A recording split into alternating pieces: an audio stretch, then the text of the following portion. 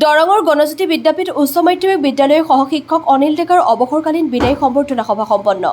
1987 চনৰে পৰা সুদীৰ্ঘ 39 বছৰে শিক্ষকতা কৰাৰ অন্তত আজি চৰকাৰীভাৱে শিক্ষকতা জীৱনৰ পৰা অৱসৰ গ্ৰহণ কৰা দৰং জিলাৰ বৃহত্তৰ হাজৰিকাপাৰা অঞ্চলৰ জাকুৱাপাৰা গাঁৱৰ উচ্চ শিক্ষাৰ একমাত্ৰ অগ্ৰণী শিক্ষা অনুষ্ঠান গণজ্যোতি বিদ্যাপীঠ হাইস্কুলৰ সহকাৰী শিক্ষক সুদক্ষ ঘোষক আৰু সাংস্কৃতিক কৰ্মী অনিল ডেকাৰ অৱসৰকালীন বিদায়ী সম্বৰ্ধনা সভা এখন বিদ্যালয় প্ৰাংগণত অনুষ্ঠিত হয়।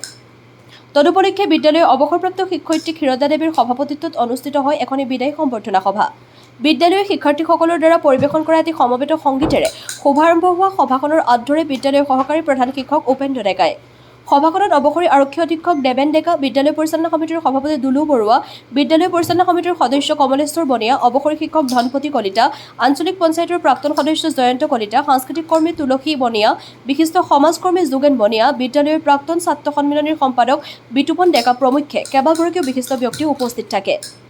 বিদ্যালয়ৰ প্ৰধান শিক্ষক প্ৰবীণ চন্দ্ৰ নাথৰ শলাগৰ শৰাইৰে সামৰণি পৰা সভাখনত বিদায়ী প্ৰাৰ্থী অনিল ডেকাক বিদ্যালয়ৰ শিক্ষক কৰ্মচাৰী ছাত্ৰ-ছাত্ৰী শুভাকাংক্ষী আৰু বিদ্যালয় পৰিচালনা সমিতিৰ তৰফৰ পৰা মানপত্ৰ, গামোচা, শৰাই, জাপি, গ্ৰন্থৰ টোপোলা, ছাতি আৰু স্মাৰকেৰে সম্বৰ্ধনা জ্ঞাপন কৰে। সভাৰ অন্তত বিদ্যালয়ৰ শিক্ষক কৰ্মচাৰী ক্ৰমে জগত চন্দ্ৰ মেধি, উমেশ বনিয়া, সুনীল গোস্বামী, পুৰুষোত্তম শৰ্মা, অৰ্চনা হাজৰিকা, নৱনীতা দেৱী, উষাৰাণী নাথ, ময়ূৰপংখী শইকীয়া, জিন্তি শৰ্মা আৰু ঋত্বিক দেৱ শৰ্মা প্ৰমুখ্যে আঞ্চলিক ৰাইজে বেণ্ড পাৰ্টীৰ সৈতে বিদায়ী প্ৰাৰ্থী অনিল ডেকাক নিজ গৃহলৈ আদৰি লৈ যায়। হাজৰিকাপাৰাৰ পৰা মানৱজ্যোতি বৰুৱাৰ ৰিপৰ্ট, AIN লাইভ। 1987 চনৰ 2 ফেব্ৰুৱাৰীৰ পৰা এই বিদ্যালয়ত 1.5 বিঘাকৈ মাটি দি ইয়াত এটা অনুষ্ঠান পতাৰ যি মানসিকতা আজিৰ পুণ্য পৰ্যায় পাইছে বুলি মই নিজকে অনুভৱ কৰিছোঁ এজন বিদায়ী প্ৰাৰ্থী হিচাপে। আৰু চৰকাৰী ধামখুমীয়াত পৰি আমি 26 বছৰ বিনা বেতনে এটা 5 পইচা নোহোৱাকৈ যি কৰ্ম কৰিছিলোঁ সেই কৰ্মখিনি কেৱল মোৰ মৰমৰ ছাত্ৰ ছাত্ৰী, অভিভাৱক আৰু ৰাইজৰ মৰমৰ কাৰণে এই 26টা বছৰ আমি কেতিয়া পাৰ কৰিছিলোঁ আমি অনুভৱ কৰিব পৰা নাছিলোঁ।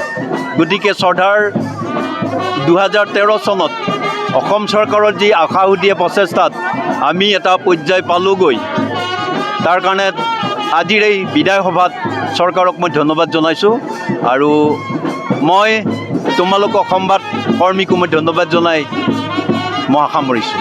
আমাৰ গণজ্যোতি বিদ্যাপীঠ উচ্চ মাধ্যমিক বিদ্যালয়ৰ প্ৰতিষ্ঠাকালৰ শিক্ষক সহকাৰী শিক্ষক মাননীয় অনিল ডেকাদেৱৰ আজি 39 বছৰৰ অন্তত আজি এই বিদ্যালয়ৰ পৰা তেখেতে অৱসৰী গ্ৰহণ কৰিব। তেখেতৰ অৱসৰী মুহূৰ্তত আমি ছাত্ৰ একতা সভা, বিদ্যালয়ৰ শিক্ষাগুৰু মণ্ডলী, কৰ্মচাৰী মণ্ডলী, লগতে পৰিচালনা সমিতি আৰু অভিভাৱক মণ্ডলী, লগতে স্থানীয় ৰাইজ সহযোগত আজি আমাৰ বিদায় সভাখন আয়োজন কৰা হৈছে। ৰাতিপুৱা 10টা বজাৰ পৰা আৰম্ভ হোৱা সভাখনি আমাৰ এটা খুব ধুনীয়া পৰিৱেশেৰে চলি আছে, আড়ম্বৰপূৰ্ণ পৰিৱেশেৰে চলি আছে। আমাৰ এই বিদ্যালয়ত অনিল ডেকাদেৱৰ আৰম্ভণিৰ পৰা এটা অনুষ্ঠান হিচাপে আমি তেখেতক মানি আহিছোঁ, কিয়নো তেখেতৰ শিক্ষকেই নহয়, গীত মাতৰ পৰা আদি কৰি আটাই দিশতে এজন সামাজিক বৈজ্ঞানিক হিচাপে আমি স্বীকৃতি দিব পাৰোঁ। আৰু তেখেতেও আমাক এটা কথা দিছে, আফটাৰ ৰিটায়াৰমেণ্টৰ পিছত তেখেতে আমাক বিদ্যাঞ্জলি এপৰ এগৰাকী শিক্ষক হিচাপে পাঠদান কৰি যাবৰ যি আমাক কথা দিছে সেইটো আমাক আৰু উৎসাহিত কৰিছে।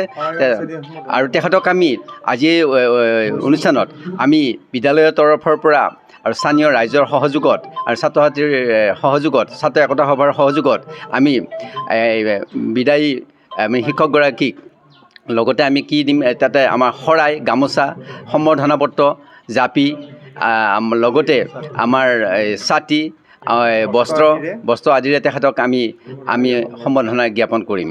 লগতে তেখেতক আমি ট্ৰফি এটিৰো তেখেতৰ বহুমূলীয়া আমাৰ উপহাৰ যি দি থৈ গ'ল তাৰ চিহ্নিত হিচাপে সেই আমি উপহাৰটো তেখেতক আমি বিদ্যালয়ৰ তৰফৰ স্থানীয় ৰাইজৰ সহযোগত আমি তেখেতক অৰ্পণ কৰিম।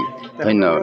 তেখেতৰ পৰৱৰ্তী সময়ত যাতে সুস্বাস্থ্য কামনা কৰিছোঁ আৰু তেখেতৰ আজিৰ পৰা আমি এটি অৰ্ধচন্দ্ৰ কাশী জোনহে হ'ল, কাশী জোনটোৰ যেনেকৈ পূৰ্ণিমালৈকে এটা বিশেষ এটা দিন পৰ্যায় থাকে, তেখেতৰ আজি হয় অৱসৰ ল'লে, তেখেতৰ আজিৰ তাৰিখৰ পৰা কাইলৈৰ পৰা তেখেতৰ প্ৰতিপদ তিথি হিচাপে আৱিৰ্ভাৱ হৈ পূৰ্ণিমালৈ তেখেতে আমাৰ ৰূপান্তৰিত হৈ আমাক পোহৰাই তুলিব।